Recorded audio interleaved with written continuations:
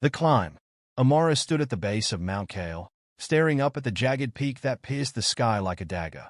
It was a mountain that only a few dared to climb, not because of its height, but because of its reputation. Stories spoke of people who had tried and failed, of harsh winds that screamed warnings, and of treacherous paths that tested not just strength but willpower. But Amara wasn't here to listen to stories. She was here to create her own. For years, she had been told she wasn't strong enough, fast enough, or brave enough to achieve the things she dreamed of. "You're too small," they said. "You don't have what it takes." Those words had lingered in her mind like shadows, threatening to consume her belief in herself. But today was different. Today, she was ready to prove, to herself, more than anyone, that she could. The climb began at dawn. The first few hours were straightforward, the trail steady and the air crisp. But as the sun rose higher, the path grew steeper. Loose rocks tumbled underfoot, and the air thinned. With each step, Amara felt the weight of doubt trying to pull her back down. At one particularly treacherous ledge, her foot slipped. She caught herself just in time, her heart pounding in her chest. For a moment, fear crept in.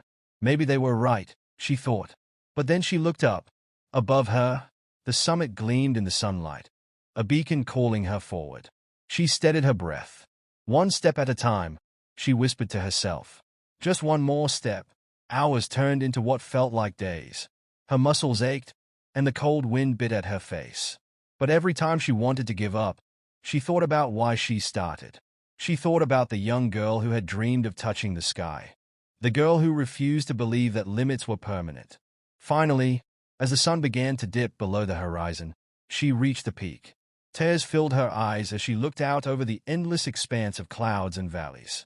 The world seemed so vast, and yet she had conquered this piece of it. In that moment, Amara realized something profound. The mountain wasn't her enemy. It had been her teacher. Every obstacle, every fall, every doubt, it had all been part of the journey. She hadn't just climbed a mountain. She had climbed out of her own fear, her own limitations. As she stood there, she thought, if I can do this, what else am I capable of? And so, as the stars began to twinkle above, Amara descended, carrying with her a lesson she would never forget. The climb is hard, but the view is always worth it.